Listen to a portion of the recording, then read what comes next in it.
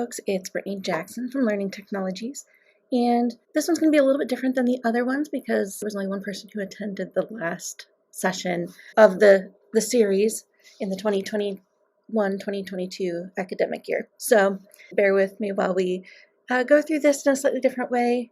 And so, without further ado, today we're going to be talking about making your course accessible for all. So for today's agenda, we're going to be discussing what it means to be accessible, what's universal design for learning, why is it important for my course to be accessible, how can I ensure my course content is also accessible, and then what tools are available to make my course content accessible.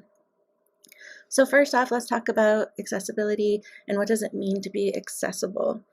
So accessible design, according to the Disabilities, Opportunities, Internetworking, and Technology, have said that accessible design is a design process in which the needs of people with disabilities are specifically considered.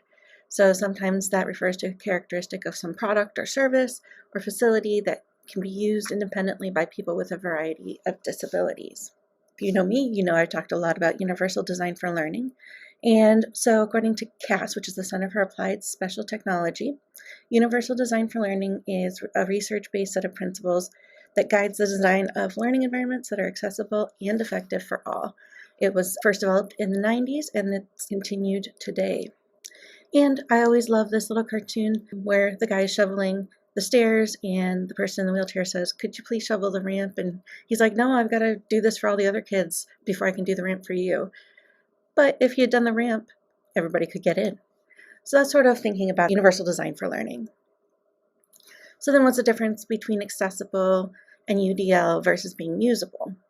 So accessible design, again, specifically considers the needs of people with disabilities, and it's a characteristic that products, services, and facilities can independently be used by people with a variety of disabilities. Universal design for learning, or UDL, considers the need of all people. It removes barriers, and the best way to think about this is for universal design specifically, thinking about curb cuts or ramps, everybody can use them.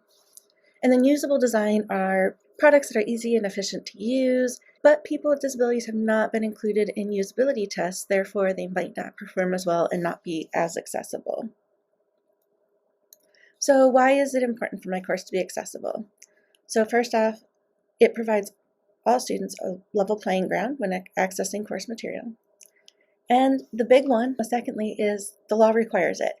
In 2018, 600 investigations were launched by the Department of Education into higher education institutions across the country and found them to be out of compliance with ADA standards from an electronic perspective. Students must have access to all materials on day one of your class. So they shouldn't be having to ask for that, but if they do, it should be readily available and it shouldn't take any time for them to get that access immediately. So why should you care if your course is accessible? Well, accessibility meets more diverse learner needs, and it significantly reduces the need for separate accommodations. A lot of times, students have to ask for accommodations. There's stigma associated with that, so they don't ask. Or if they do ask, they feel somewhat shamed to do so. So if you make your course accessible and they don't even have to ask for those accommodations, it's that much better. If your course is accessible, it can lead to better learning outcomes, and it can allow more creativity in your classroom. So how can you ensure that your course content is accessible for executive functioning? So these are some of the UDL concepts or recommendations. So when we're looking at executive functioning is, how we control, our behavior. When you're younger, you don't have executive functioning control as much because you're still learning and you haven't learned how to regulate yourself. Most adults and even some high school, college students can do that, but they're still, in some ways, still learning this. And for some, they've got something like autism. It can be exceptionally difficult. ADHD, same thing. So some of the things you can do here is provide prompts or scaffolds and estimate how much time or effort it's going to take for the students to kind of give that to them right up front. That way they can kind of plan appropriately. You can use models or examples. That way they can see what the expectations are and not just read about what the expectations are. Scaffold your information to reach that end product. So, when you're doing rough drafts of papers and then it leads to the final draft of papers, that's a great kind of example of that. You can give students a guide or checklist. And it's good to post your goals, objectives, and schedules in an obvious place. And this is where your syllabus and Moodle provide a great variety of ways to access this information. Continuing, again, scaffolding lower level skills so that they require less executive processing, and then scaffolding higher level skills so that they're more effective and developed. That is one of the main recommendations by CAST, the people who developed UDL. So how can you ensure that your materials are accessible? Provide materials that all learners can interact with. So make sure they're all accessible by text to voice if there's something that's a PDF or something like that. Make sure videos are captioned, images are described in PowerPoints. Provide alternative means for response and selection. It's important to provide opportunities because, we know that some students are not strong writers, but we should be providing them other opportunities. Maybe they are great artists and they can be demonstrating their understanding of the material through some mechanism using art or PowerPoint or pre-recording a video, something like that. And then offer alternatives for the rate, timing, speed. So if you have a video, make sure that it's got the capability to slow down or speed up. That would also help those who have executive functioning struggles. So when we're thinking about making it accessible for expression and communication, again, provide a variety of ways that students can express that they know and understand the material, right? Larger assignments, students, maybe they can, again, do a video, they can do an audio recording, they could do a paper. Give them some flexibility there and they'll be able to demonstrate their knowledge to you. You can even use the same rubric, and we'll talk about that later. Make sure anything you provide, again, works with speech to text, because communication, if someone needs to hear it again, they need to be able to hear it through text-to-speech software. You want to be careful of PDFs here. If you scan something into the copier, it's going to create an image instead of a text document. So you want to make sure that either you use something like Office Lens on your iPad to create a PDF that's readable, or you ask someone who has the OER software, which you can come out and talk to me. I have the OER software. You can send it to me. It takes nothing for me to run that. It's not always perfect, but it's typically better than not. And then again, when you're composing assignments, provide multiple media opportunities, not just papers, but speeches, drawings, visual art, etc. So again, looking at the variety of ways. If it's electronic, make sure people can change the size of images, graphs, or text. Make sure there's contrast between the background and text or images on like a PowerPoint slide. Only colors for emphasis. Remember, some people are colorblind. If you're only using colors, they're not going to be able to identify that. So make sure it's something like bold or italics as well. What's the rate of the speech in the video you're watching? If it's a really fast video, again, does it have the capability to be slowed down? I tend to talk really fast. So if you're struggling with this, you can go in and slow down the video a little bit to make it potentially easier to listen to or understand. So the speed or timing of the video we just talked about, the visual elements, do they need to be there? Are they just for decoration? Sometimes just we want to make it look pretty, but sometimes taking that out is actually better. What font are you using? Some fonts are better for printed materials than others. And again, can you provide multiple means of access to the same content within your course? So when you're thinking about auditory perception, here you want to make sure that if you have graphs, charts, diagrams, or music, you want to make sure that there's notation for that. So provide visual or vibration cues for sound effects, something like that, or at least identify that there was a sound effect, and make sure that the videos have captions. If there's a description for musical interpretation, make sure that that's provided as well. And again, using visual cues and emphasis is helpful. So providing descriptions, make sure that you're putting in alt tags, because again, a screen reader can then read it. One of the things I've talked to someone in biochemistry about was might you talk about chemical bonds or something like that? Well, maybe there's you can do 3D modeling where you put them together and they can feel it from a tactile sense. And you can also provide auditory cues for concepts and transitions. So you make sure that you, as you're going through your PowerPoint, are explaining anything that may not be able to be seen if they can't see. Also thinking about language and symbols. So make sure that you identify and clarify any vocabulary and symbols. Anything with graphic symbols should be written out as well to be like equals or equal to, because Not every language uses the same symbols, so that's important as well. And if the symbols are there, make sure that you're breaking those down a little bit for your learners. So, maybe difficult terms or symbols you're talking about more in class. Again, alternative means for accessing information. If it's an electronic book, maybe something in Kindle, that gives them the opportunity, if there's a word they don't know, where they could highlight that word and get a definition, and that sometimes will help. And then you want to make sure you clarify that unfamiliar language. Because again, if you're trying to build and scaffold, if they don't understand the language in the first place, that doesn't do you any good either. Make sure, again, what you choose can be used with text-to-speech software, or you can record your voice and add captions for easy access. So comprehension, sort of like executive functioning a little bit, but this is more about understand and retain that information. So again, we talked about scaffolding, and that is huge. Build upon prior knowledge and start with what they know and build up from there. When you're teaching new concepts, use multiple methods or models to demonstrate what you're doing and make connections to what they might know or understand from day-to-day life. Making those real-world connections is important. And then how is this connected to other things they might be learning in life or classes? Emphasize the key information in the text and the graphics. What are the things that you want them to pay attention to specifically? And providing outlines or even providing your PowerPoints in advance can be incredibly helpful to students, because then they can take notes right on it, and that will help them comprehend and retain that information longer. So recruiting interest is another aspect of UDL, and you want to make sure the most important thing here is that any information you present to students is something they're going to engage with. Active learning is helpful because if you don't engage your students right off the bat, it's already inaccessible because they're not going to pay attention. And while we think that, they should be able to handle that, sometimes from a learning perspective, it's difficult for students to understand it unless they have a strong interest. So typically when a student's in their major, it's probably okay. They're going to be interested in it in that course. But if it's a first year course that they have to take, they may have a bigger struggle with it, right? Because they may not like to write papers.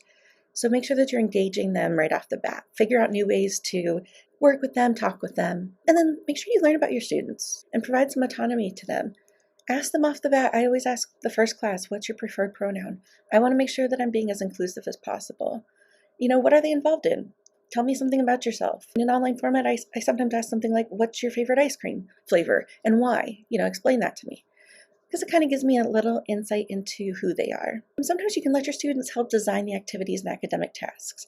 This can be a little struggle at first because students, a lot of times, if you try to do that, they're shocked and intimidated because you design the stuff and they just do it. They just go from there.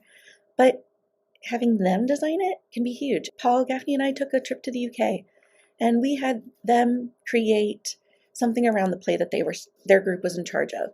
And so they had to create a game of some sort. Whatever that game was whatever that game was, but they had to create it. So at first, they struggled a little bit with how to do it, but some of the things that came out of that were amazing. And then you want to make sure that you're also engaging your students in setting their own personal goals. So maybe sometimes having one-to-one discussions, maybe in the first or second week with them, it can be helpful just to say, talk to me, what are you thinking? What do you want to do? And then again, making sure you're varying the activities and resources, because if you're using only one source, you're only using one textbook, what's the makeup of that class? Is that textbook relevant to them? Is there a socioeconomic component to that textbook? Is there a racial or gender issue with that textbook that makes it inaccessible to them? Something along those lines. Again, you want to create an atmosphere of acceptance. Ask those preferred pronouns. What preferred names do they have? Communicate clearly that everyone in the class knows that this is a judgment-free zone, so that students, if you're having discussions, can feel more confident in what they want to be able to disclose within the context of the course. You get them engaged. Well, how do you sustain that effort and persistence? So build in reminders at the end of the goal of the course or assignment. What's coming up, what are the upcoming assignments. It's a fully online course, which is what we're mostly talking about here.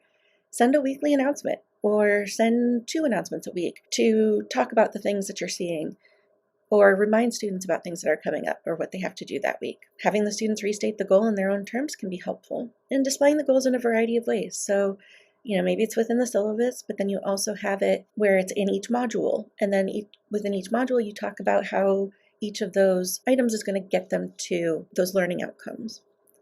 And then, breaking down long-term goals into short-term objectives sort of like scaffolding, right? If you break it up, it's not as daunting for students, and that can be incredibly beneficial. We talked a little bit about, executive functioning, but self-regulation. How do we teach our students how to self-regulate? And again, this is harder to do in an online course. You're focused on the academic component, and we've got counseling services that should be available to them, but they are coming through that door into that classroom, be it online or in person, with baggage. Those are barriers to learning. So maybe, if it's an in-person class, you start out by, having everybody just breathe for a minute, just to catch their breath. I had an FYN class. I had a plan to go through something that we had read about, and I walked in and I saw just how stressed they all were. And so I asked them, if they wanted to talk about it. Some of them did. And I said, okay, well, after speaking with them, I heard that they were just feeling overwhelmed. And I said, okay, what would help? Would it help if we take this period?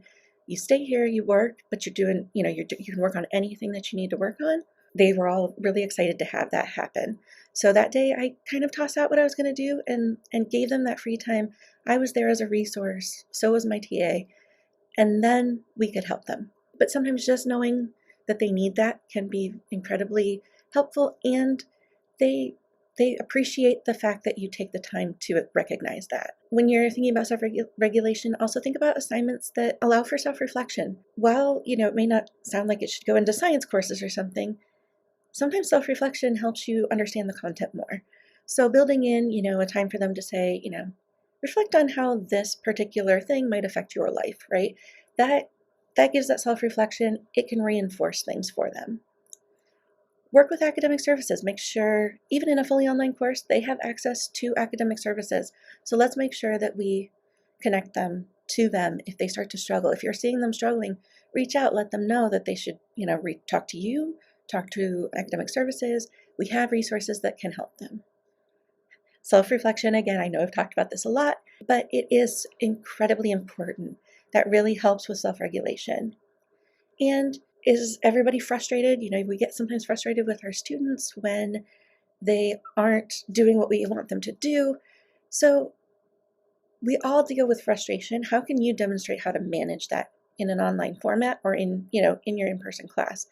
If you can demonstrate that to them, then you're showing them possibly tools they can use in their own life. And that can be incredibly important. While we know that these guys are adults, their brains are still forming. Their brains are not fully formed unless they're an adult learner. So even still, they're still learning some of that self-regulation. Pay attention to that. So thinking about accessibility with self-regulation, disability services is there, academic services is there, use them as a tool and resource. Dispel the phobias about topics, especially things like, math. I hate math. Why? Math is horrible. I hated math. What caused them to hate math? What is the fear there? Did they have a bad teacher? Do they get frustrated? Do numbers just seem to switch in when they're trying to do it? It's not logical to them. What is the issue? And I know that sometimes that might become like the touchy-feely stuff, like you want to get to know them and understand what's so scary. But that, helping them overcome that fear, then again, makes it accessible, right? If that fear is hindering their understanding and their access, it's inaccessible. So trying to work with them to figure that out is incredibly important. Talking about how we cope in real life, even if it's, again, a science class, a math class, any class like that, we can still be talking about how to manage stress. We all have those days. We've all had to deal with stress. But you can also point them to those tools: disability services, academic services, the advising office. All of these are great places for them to go to talk about their stress. Again, you can show them how to monitor their behavior. Talk about them if they're behaving inappropriately in class in some way. If their language isn't quite right, even in an online course.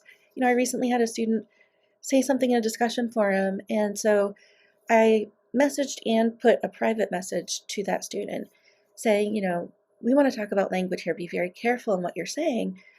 I don't think you meant to indicate this, but this is how this could be interpreted. So just be careful with your language, because language matters.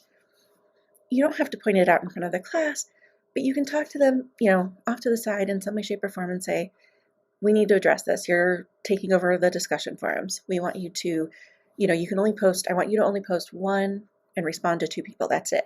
That way you're not responding to everybody, just two people.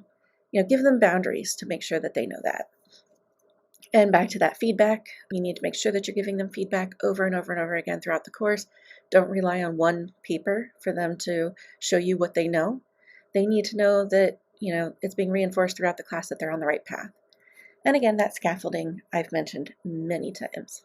So what tools are available to make your course accessible? So in this section, I'm going to talk about, presentation slides, video captioning, accessible materials, student choice for assignment submissions, and mastery quizzes and take-home exams. And these were materials that Dr. Amber Chenoweth from psychology, we worked together to create for one of her courses. So we're going to talk about what she did there and how that was helpful. So she made sure in her presentation that all of her images had alt text descriptions. If there were hyperlinks to videos and other external resources, those were embedded within the PowerPoint, because she would then put the PowerPoint in her Moodle site.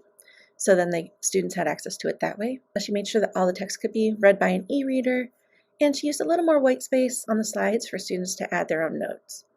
And then again, she made those slides available before class began so they could download them, take notes in Notability with them, and interact with them that way while class was still going on. So video captioning, make sure that the video captions that you choose or the videos that you choose have accessible captions. So sometimes a lot of the YouTube videos actually are not accessible. They seem like they're pretty close in the language, but there's no punctuation. It can be a little bit harder to follow. So one thing here you can do is grab that video link and put it into amara.org and then add captions to the video or update the captions to the video that way. If it's a short video, it's not too bad. It can be a little time consuming, but you don't, again, have to do all of this at once. But as you're building courses from the start, or as you're reteaching another course, you can come back and, make some of these changes as you go along each time, and then it starts to be built in there for you. And again, make sure that the videos used are not just captioned, but captioned clearly. Those YouTube captions don't always make sense. Make sure your materials are accessible through Moodle, and they're available in multiple formats. So your PDFs could be read with a screen reader, your videos have closed captioning, all the presentation slides are available at the start, and Moodle itself is arranged in an accessible way. Follow the same format, however you're setting it up. Make sure that it's following the same format to make it clear and easy for your students to follow. Student choice for assignments. So this is a great example from Dr. Chenoweth's class, and she had them do reaction and synthesis projects. And so they were each assigned in-class case studies, and they had to complete 5 throughout the term. And they had to summarize key points from the case study and integrate additional empirical articles or information. And they had 3 ways that they could do this. They were required to do at least 2 just to get them testing a few other waters and not making it only ever turning in papers or going with what they know and are comfortable with. She pushed them a little bit. So they had to do 2 out of 3 for these. And so they could do a paper that was approximately 2 pages, an audio podcast was approximately 3 minutes, or a video that was approximately 3 minutes. So again, over the course of those 5, they had to do at least 2. They had to either do a paper and an audio, a paper, audio and video video and paper. They had to do some combination, right? They couldn't just only do papers. But she still used a common rubric regardless of the format. And so here's a great example of her rubric. And if you wanted to use, she has given permission, and I can share it with you if you'd like. Feel free to reach out to me. But here you can see, are they addressing the assignment, the quality of analysis and evidence? They can show that in videos and audio as well.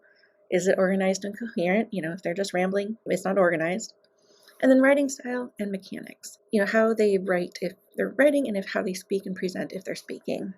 And then she also did mastery quizzes or take-home exams. So she allowed the students unlimited times before the due date. So she did set a due date, but she allowed them to take it as many times as they wanted before that due date. They were all online through Moodle, and the questions were randomly drawn from a test bank, but they were also allowed to use their books and notes. And her goal there was for them to master the information and not simply regurgitate it from memory, which, we can all do for a short amount of time. Mastering the information means it's probably going to stay in their mind, stay in their repertoire a little bit longer. They're going to hang on to that information longer versus memorized it for this test once and now it's gone. So tools you can use for this can be YouTube captioning. Again, being careful there. Some great examples here of the TED Ed video or the Crash Course Psychology video. You can also use amara.org to caption videos, like I mentioned. Your iPad is a great resource. PowerPoint or Google slide captioning, as you've been seeing throughout this video, is also a great resource. If you want to do some recordings, Zoom is very helpful. iMovie, if you want to edit things down. GarageBand, if you want to, edit some audio podcasts or something. And then another great resource is us here in Learning Technologies. We are always here to help you.